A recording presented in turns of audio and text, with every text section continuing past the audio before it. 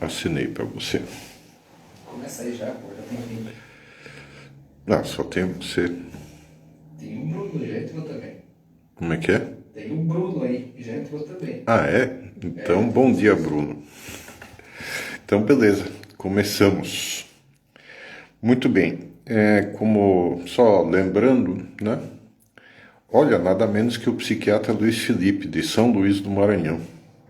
Bom dia, excelentíssimo. Tudo bem? Olha, só para recordar, né? Olha o Bruno, tudo bem, Bruno? Só para recordar, nós estamos discutindo a questão posta por uns pais a esse meu amigo, né? Como aconselhar os filhos que querem fazer experiências de gênero, experiências genéricas, né? E claro, quer dizer, falamos da vez passada, né? Primeiro levantamos os problemas que isso pode dar, e que são problemas muito sérios, né? Em segundo lugar, quarta-feira passada, né? Discutimos sobre, bom, e que ideal de matrimônio, que ideal de casamento, e, portanto, que ideal de vida feliz eles têm, né? E esse é o ponto central. E esse ponto está profundamente vinculado, né, a um outro que é o que nós vamos discutir hoje, isto é, né, o que essas pessoas querem para si em termos de amor, né? Tem medo de se comprometer? Né? Olha, isso seria, por um lado, é o fenômeno mais comum hoje em dia, mas por outro lado, né, é a melhor maneira também de preparar para si uma vida egoísta e, por isso mesmo, uma vida feliz, infeliz, profundamente infeliz, né? Quer dizer, uma pessoa que não sabe se comprometer com os outros, que não sabe, né, de certa forma, superar os problemas pessoais, né, essa pessoa não vai se transformar num egoísta e vai se transformar num homem solitário. Pode ter família, pode ter filhos, mas como ele não cedeu aos filhos, ninguém se dá a ele. Bom dia, Bruno. Vi que você mandou salvar a live. Vamos ver se o celular colabora. Esse é o nosso problema central aí, né? Para salvar ou não. Em princípio, eu acho que deve dar. Muito bem. Então, que amor eu planejo, eu quero para mim, né? Um amor sem compromisso, né? Uma espécie de amor asséptico, né? Sem sujar as mãos, entre aspas, né? Coisa que é impossível em todas as dimensões, tanto na sexual quanto em todas as outras, ou um amor real, fecundo, eterno. Vocês devem ter visto que a imagem para chamar para essa live é uma imagem um pouco curiosa, não se entende muito o que está acontecendo ali, né? É de um autor inglês chamado Stanley Spencer, um pintor por volta da época da guerra, né? E essa imagem, ele tem uma sequência de pinturas sobre a ressurreição. E esta chama-se Reunião das Famílias. São o pessoal todo, logo que ressuscitou, procurando, é a primeira coisa, procurando os seus familiares. Então, vocês têm lá crianças que estão à procura dos pais, vocês têm casais que se reúnem várias vezes com um abraço. Não são gente lá especialmente bonita, não são beautiful people, né? São gente normal, como nós, né? Mais ou menos razoáveis, assim, e beleza.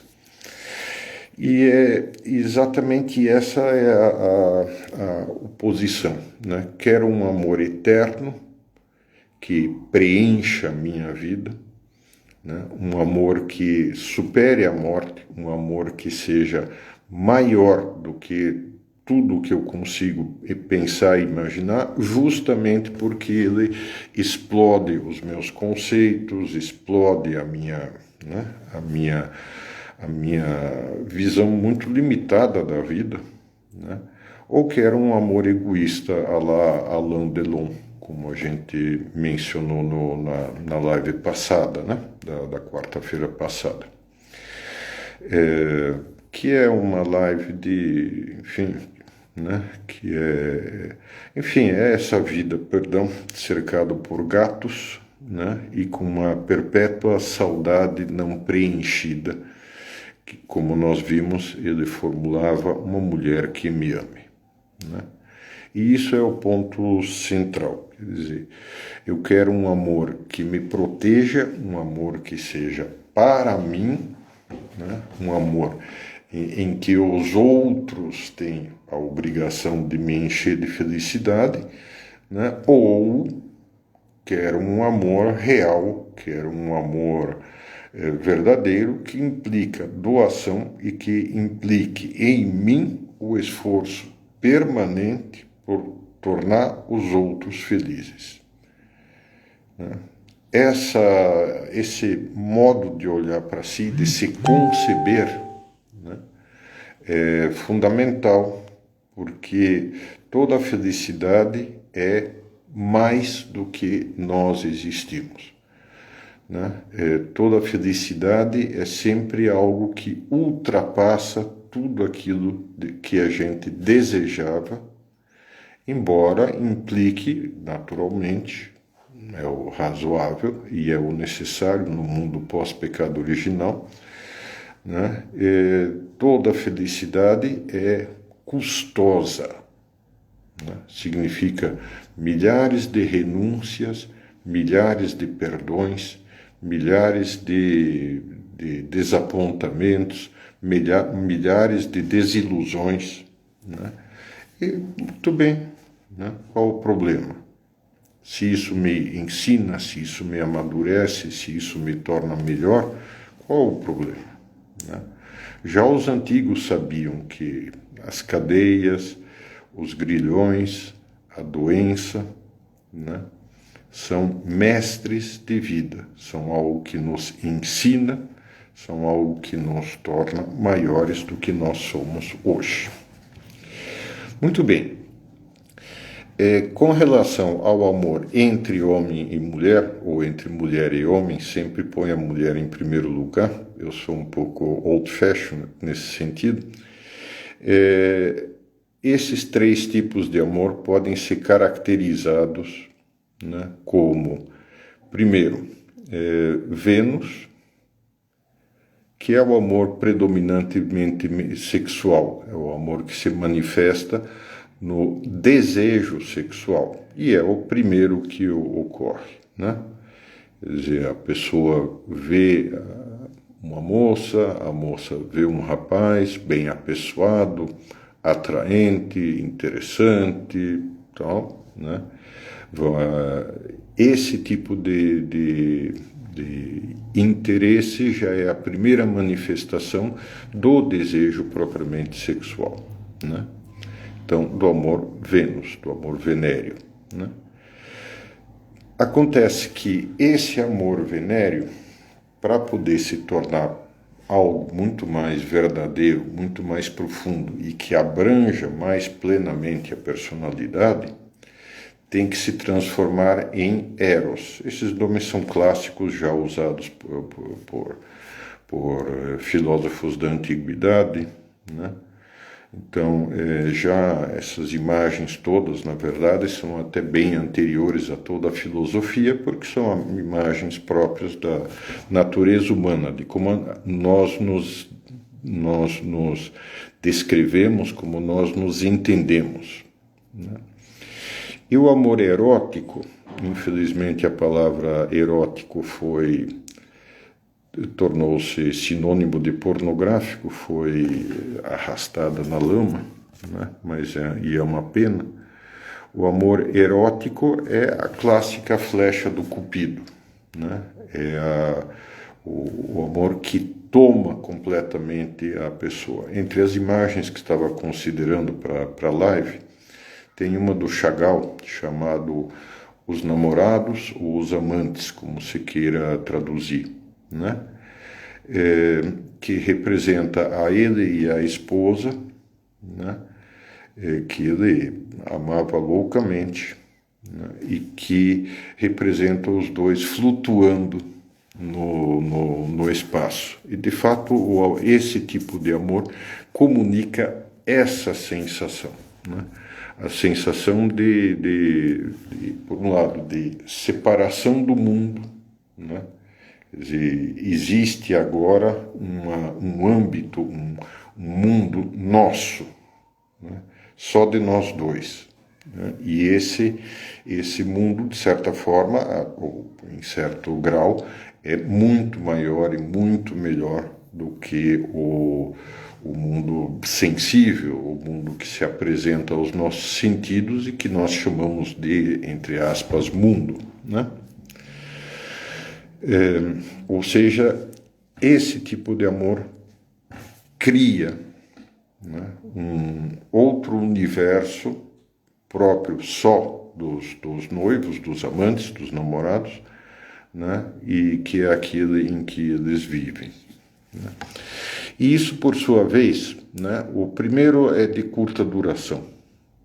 De certa forma, acaba na cama, acaba no momento em que o desejo é satisfeito, né? Pode ter o desejo de repetir a experiência, mas, enfim, isso é fraco, né? E, na verdade, pode se substituir por qualquer outra experiência. O Eros não é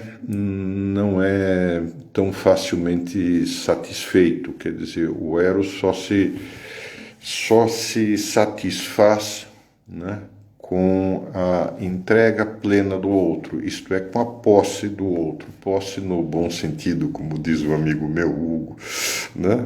Ou posse no sentido de dizer, olha, quer dizer, não estou possuído como por um demônio, estou, isso sim, né?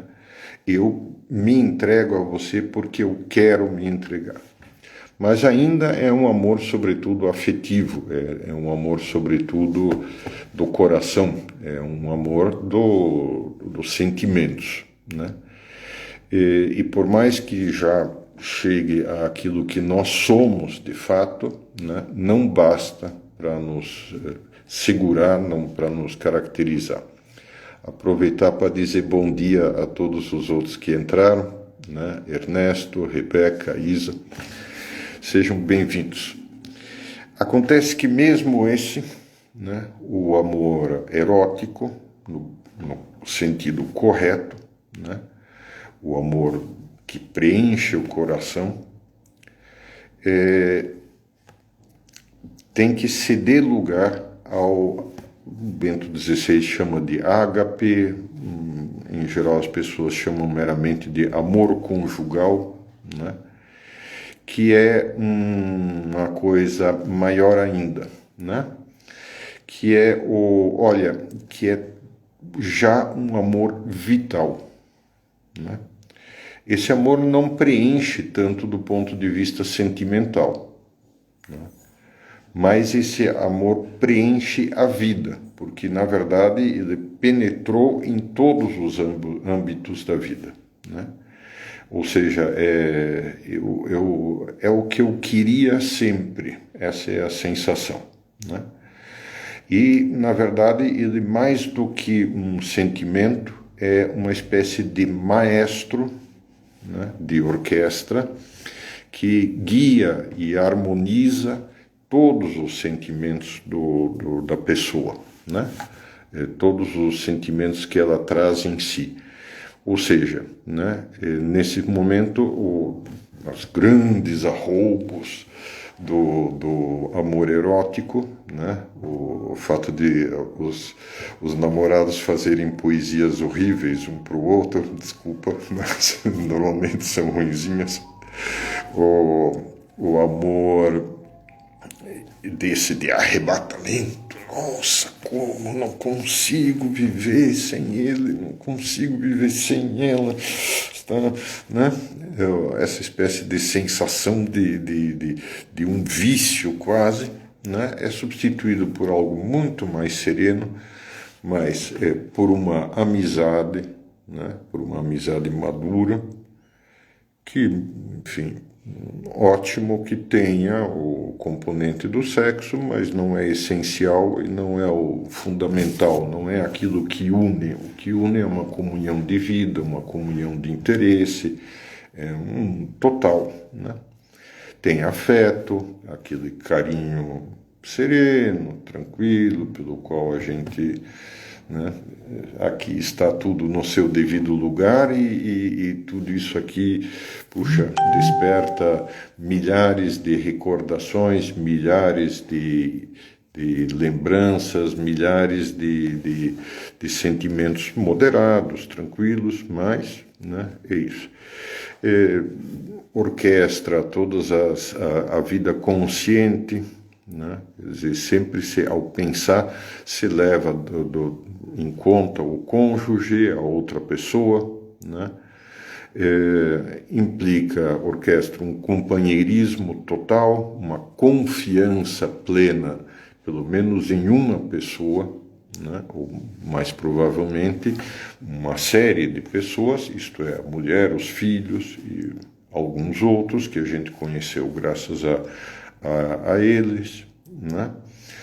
E isso tudo ainda, né, pode ser agora sim elevado a um âmbito sobrenatural pela caridade.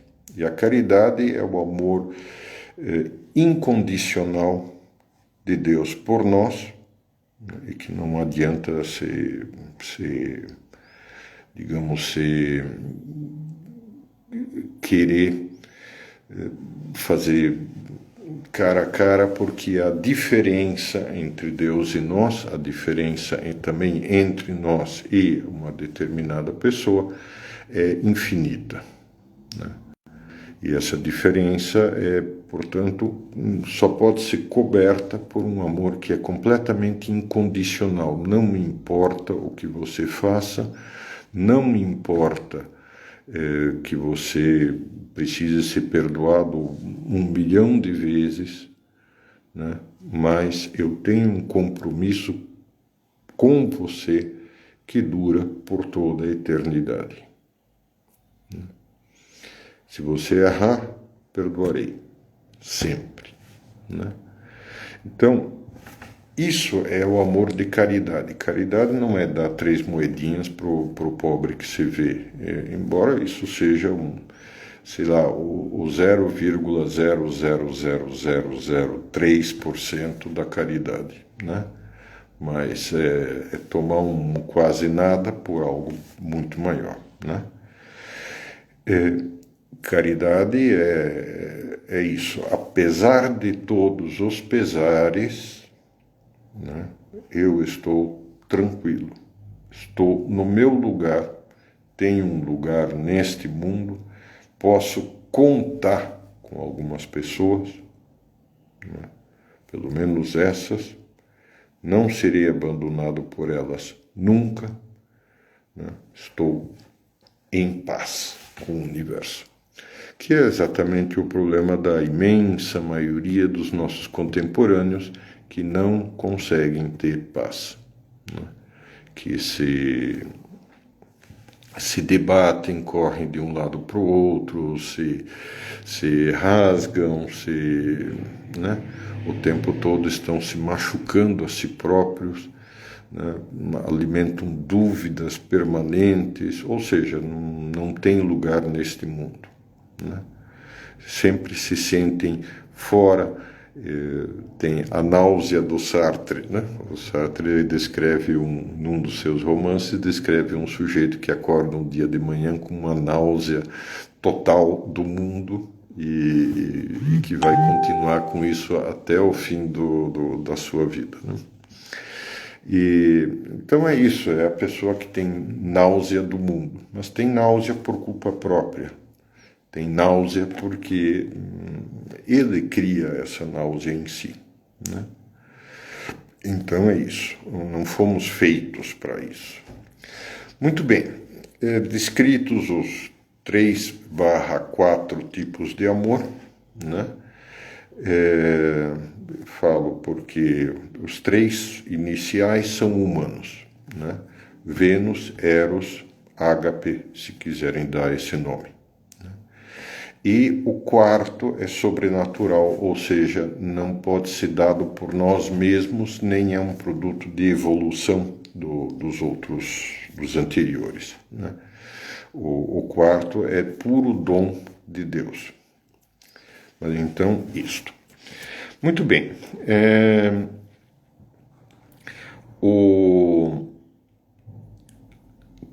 Quais os problemas que acontecem, né? A nossa sociedade, estamos cansados de saber, é uma sociedade erotizada, malucamente erotizada, né? O que pode-se dizer que já aconteceu várias vezes ao longo da história, né? Na decadência de Roma, na decadência de quase todas as grandes potências, né? Após a gripe espanhola, no começo do século XX, provavelmente vai acontecer agora depois do Covid e assim por diante, né? É sempre a mesma história, porque as pessoas querem aproveitar, né? Aproveitar, eu preciso aproveitar, porque, né, eu já sofri tanto, né? Sofreu tanto teu nariz, né? Mas então eu preciso compensar os sofrimentos da vida, né? Só que isso, claro, né, a pessoa simplesmente se entrega a Vênus e o que acontece? Acontece que vai ficar borboleteando de relação em relação, entre aspas, não vai formar compromissos, não vai ser de ninguém e vai experimentar perpetuamente uma infinita solidão, né? Vai ser... E vai ter, naturalmente, crise de sentido permanente, né? Melhor ainda, quer dizer, agora a última moda, já difundida, bom, se na verdade a vida é isso, não tem sentido e, portanto, o negócio sim, perfeito, aproveitar quanto dá, mas ao mesmo tempo, né, morrer tranquilo, morrer em paz, não criar problemas para si. Tem até um partido político já na Europa que é o partido dos que querem extinguir a humanidade, né? Afinal, porque a humanidade é um parasita do mundo, destrói a natureza e além disso, se destrói a si própria permanentemente. Então, a melhor solução para ela não há uma solução tranquila, né? Então, o melhor é não ter filhos, morrer, acabou, né? Talvez até casar, mas enfim, né? Simplesmente com essa coisa de essa perspectiva de não formar um relacionamento estável, qualquer coisa eu caio fora e beleza. Muito bem. E é isso, é um mundinho de Alain Delon, né? Depois, aos 70, vão olhar para isso e vão dizer, bom, né, que eu fiz? Nada. Que valeu a minha vida? Nada. Para que serviu a minha vida? para nada. Lixo. Eu sou lixo, lixo cósmico, né? Ou seja, é uma opção preferencial pelo inferno, literalmente, porque o inferno é a grande lixeira cósmica, é a grande lixeira dos fracassados. Fracassados não em sentido relativo, que não deram certo no ponto de vista, sei lá, econômico ou de poder, mas fracassados no sentido mais profundo, né? Seria melhor que eu não tivesse vivido. Muito bem. O Eros, né? Então, o Vênus, uma sociedade venérea, é uma sociedade que se castra a si própria. Lembram que mencionei aquele comentário de um homossexual numa entrevista, dizendo que isso era uma espécie de vício, de frenesi, e que, além disso, causava um certo grau de frigidez, porque né, é mais do que conhecido que o que realmente aumenta o prazer sexual ao máximo é uma relação de amor e de carinho entre as pessoas, né? É uma relação de segurança, enfim, é todo o conjunto desses sentimentos que eu descrevi antes, né? Poder ter segurança nisso, né? E então isso, a pessoa que tem um amor venéreo vai se castrar a si própria, né? Vai se insistir muito em pornografia e masturbação, vai se formatar para ter prazer só com os mais bonitos, com os beautiful people, e o resultado é que já não experimenta mais prazer numa relação comum com a esposa, né? Ou seja, né? Ele está se privando, na verdade, do prazer que o amor traz.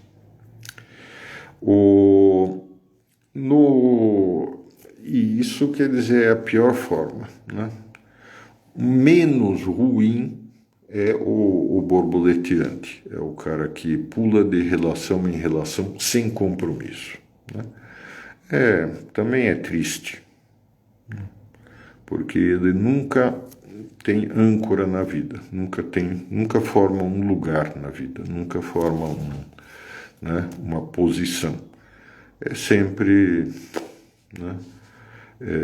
esse superficial, pobre coitado, não vai a canto nenhum, não faz nada, né?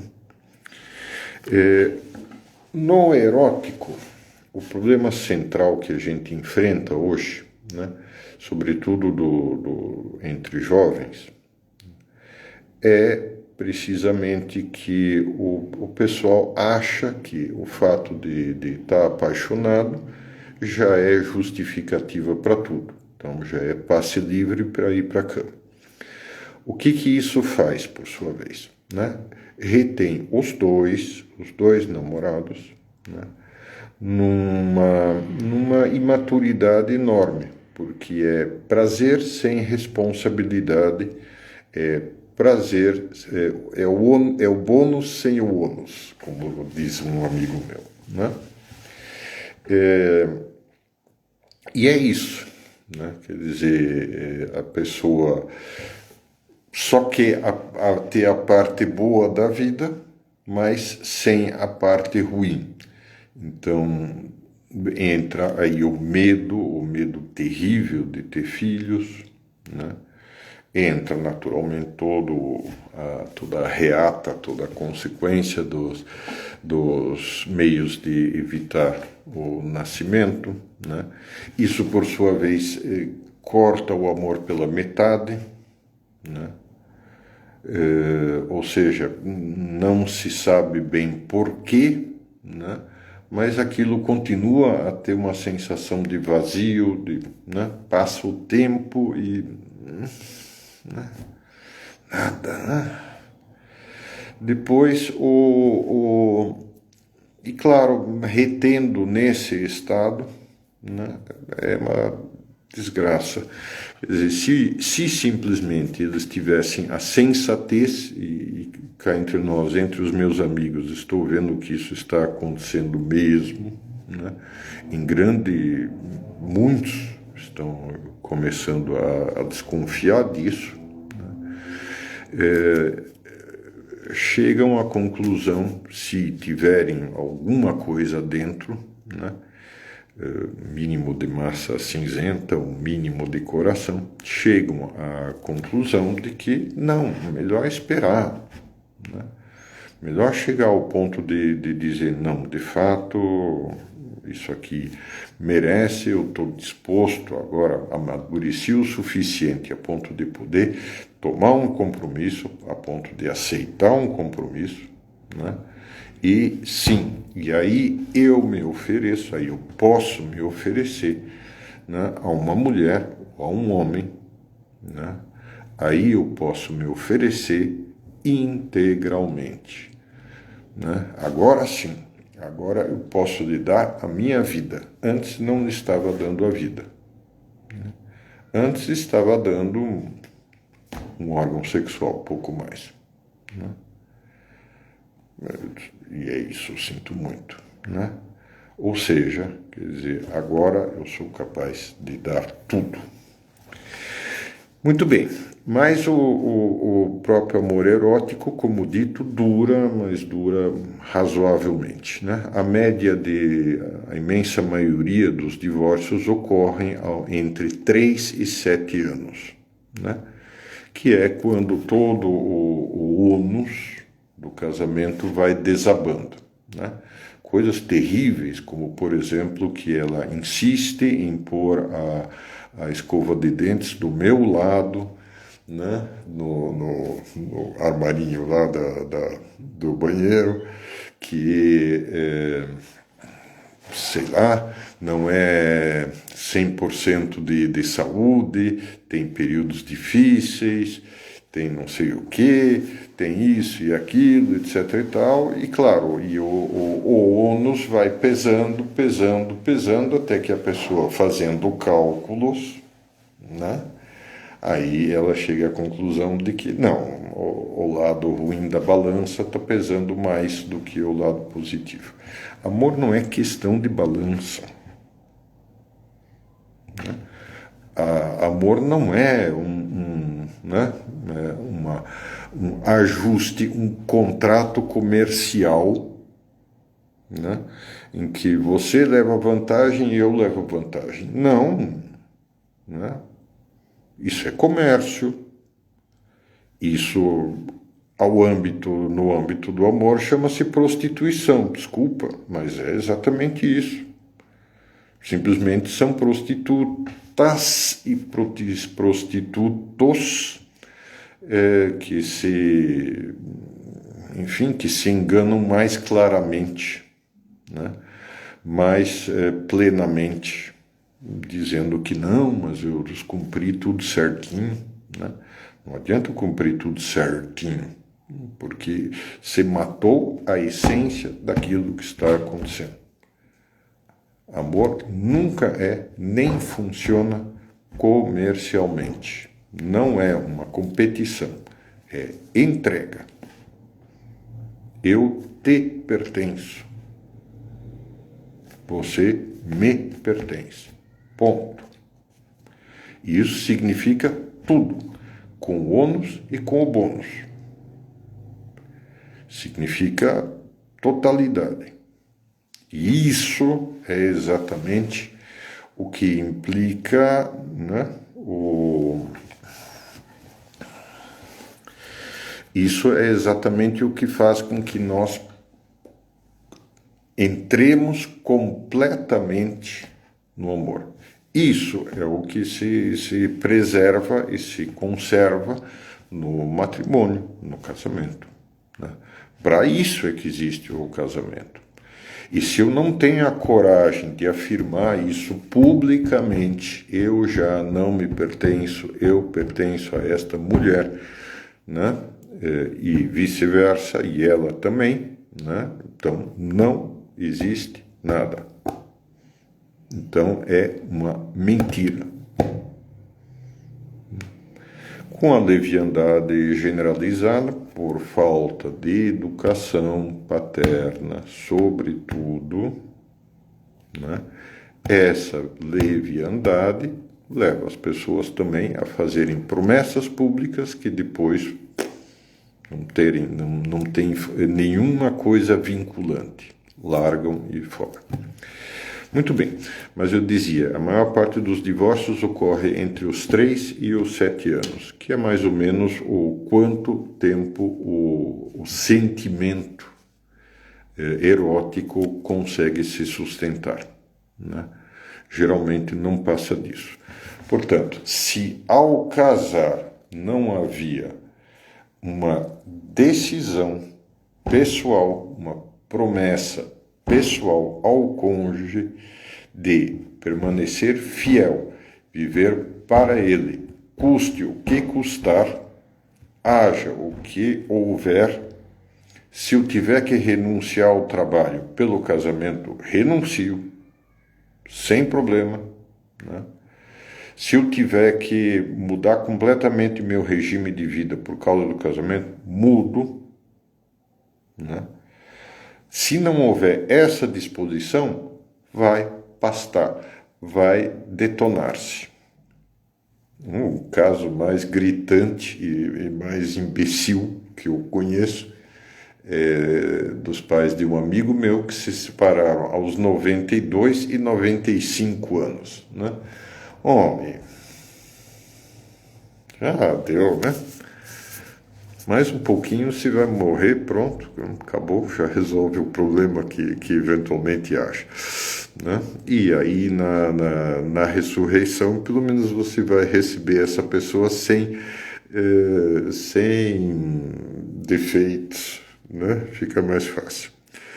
Muito bem. Então, o ágape é isso, implica essa decisão espiritual que dá sentido, preenche toda a vida. E tem que ser absolutamente prioritário, senão não vai.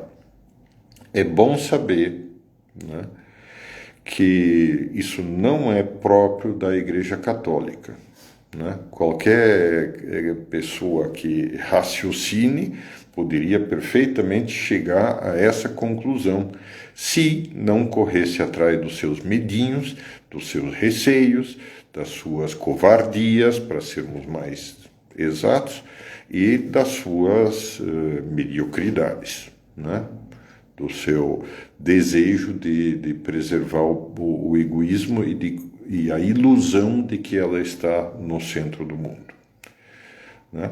Que você procura isso, tchau, né? Não vai ser feliz nunca no amor. E aí, qualquer outro tipo de amor funciona para isso, né? Para fazer serviço de limpeza de chão, qualquer coisa funciona, né?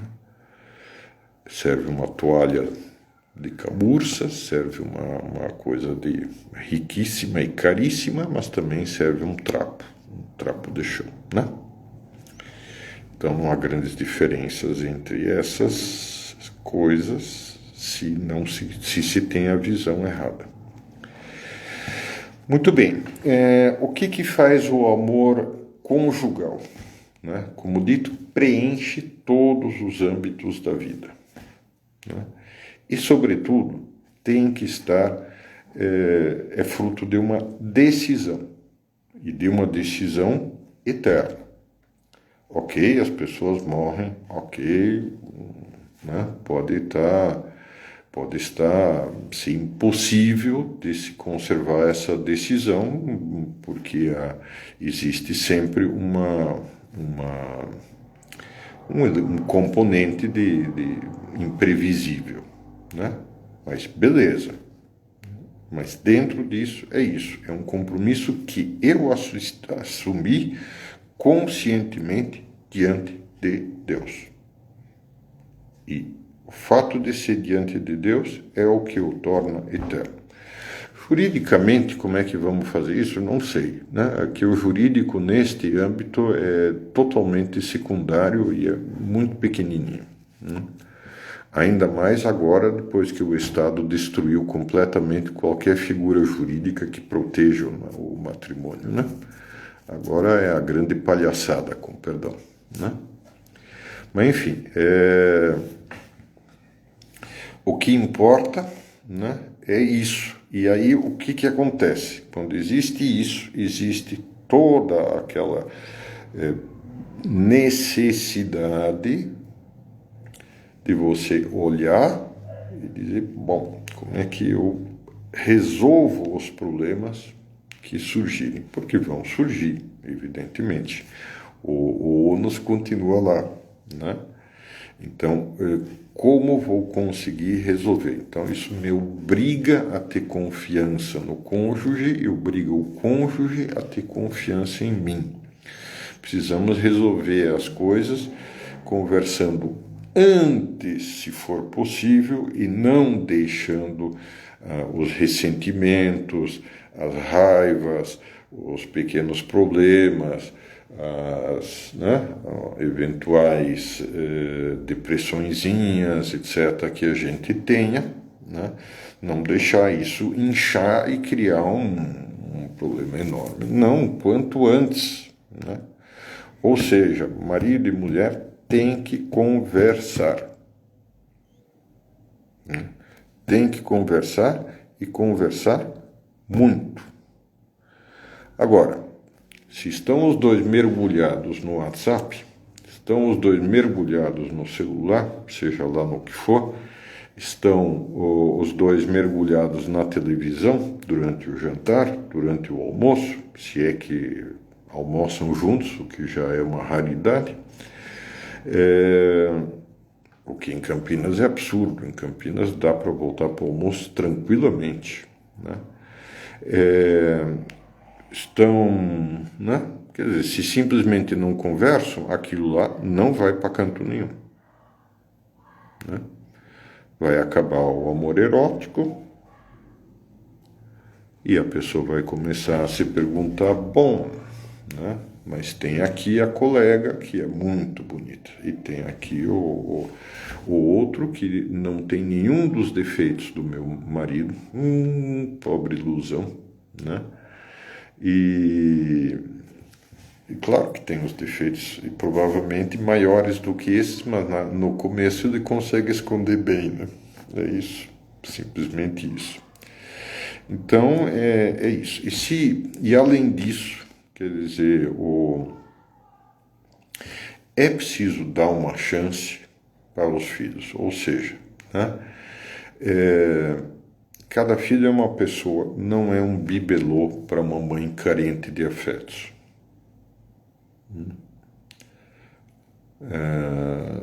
Cada filho é ele, para ele, por ele. Então, cada filho é uma oportunidade adicional de doação. E como nós já falamos logo no começo, né? Essa doação é o que realiza a felicidade em nós. Felicidade não é um estado de bobo alegre, né? Felicidade é um estado, né, pelo qual eu me dou e isso preenche a minha vida de sentido, isso preenche tudo, né? Olha, isso é exatamente a mesma coisa que faz a entrega religiosa ou a vocação religiosa. É exatamente a mesma coisa, né? Ou seja, eu me dou e não tenho mais direitos. Eu não tenho mais nada para mim. Eu vivo para outros. E isso, por isso mesmo que ter filhos é absolutamente importante, quer para o equilíbrio da própria pessoa, quer para o desenvolvimento do seu caráter, como sobretudo pelos próprios filhos, né? Invariavelmente, as famílias que eu conheço, que têm muitos filhos, invariavelmente são famílias fortes, são famílias de gente que né? Em que todos os membros são basicamente otimistas, são basicamente alegres e são virtualmente indestrutíveis. Por quê? Porque pode vir, os problemas podem vir, pode vir o sofrimento, pode vir o que quiser, mas eu estou acompanhado, eu tenho um exército de pessoas do meu lado que me acompanham. Agora o pessoal toca a mania de comprar armas para poder defender a família. O que realmente defende a família são as tuas qualidades, são as tuas virtudes, não é arma, né? Você tomou um tiro, bal, lá se foi a tua arma, lá se foi tudo, né? Ridículo. E tomar tiro é a coisa mais fácil deste mundo, né? Então, não é isso que vai resolver nada, literalmente. O que vai resolver é você ter amigos, é você ter filhos, é você ter uma família que te apoie, e isso, por sua vez, né, permite que você tenha mais possibilidade de expandir. Olha, tá o Bruno Bezerra aí, um rapaz de João Pessoa, na Paraíba, né? Que é um grande cara. Recebeu-me na sua casa quando eu estive lá, né? E é a simpatia encarnada. Então, recebê-lo bem aí, né? Então, beleza. E é isso, senhores. Infelizmente, não tem mais tranquilidade nesse ponto. Não posso recomendar soluções de meio termo, soluções assim, né? E não posso recomendar de forma alguma concessões ao egoísmo, né? Dar uma chance, né? Não, porque isso tudo vai te matar pouco a pouco, né? Só entrega, só enfrentar a vida de peito aberto e disposto a tomar tiro se for preciso, uma boa, né? É o que pode te tornar feliz, porque é o que te permite essa atitude de entregar-se aos outros. Olha, valeria a pena que vocês fizessem isso e ensinassem os filhos a fazer isso. Todos nós conhecemos famílias numerosas. Imagine o avô, o patriarca ou bisavô numa reunião de família, né? E ele pode olhar lá os filhos, os netos, eventualmente os bisnetos, né? Ele pode ver toda aquela gente lá reunida em torno da mesa, numa ocasião especial, né? As pessoas basicamente se comportam bem umas com as outras, claro que tem as ovelhas negras de praxe, né? Mas as pessoas têm que estar necessariamente, né? Porque na convivência com os irmãos, né, tiveram que polir os defeitos do seu caráter. Nada mais força a gente mais a superar os defeitos do que a convivência com os irmãos, porque nos conhecem de alto a baixo, conhecem tudo e são completamente impiedosos quando são mais novos, para cair matando nisso, né? E é espontâneo, todos nós sabemos disso, os que tivemos irmãos, né? Ao passo que, claro, se a família é mirradinha, né? Tem lá um filhinho, tem lá um netinho para manter a tradição, bom, vem as respectivas esposas, eventualmente as respectivas sogras, e é aquele campeonato de falar mal uns dos outros, né? Quer em público, quer por meio de setas lançadas pelas costas, tá, né? É isso. Quer dizer, famílias numerosas são, de certa forma, né, o principal elemento educador da humanidade.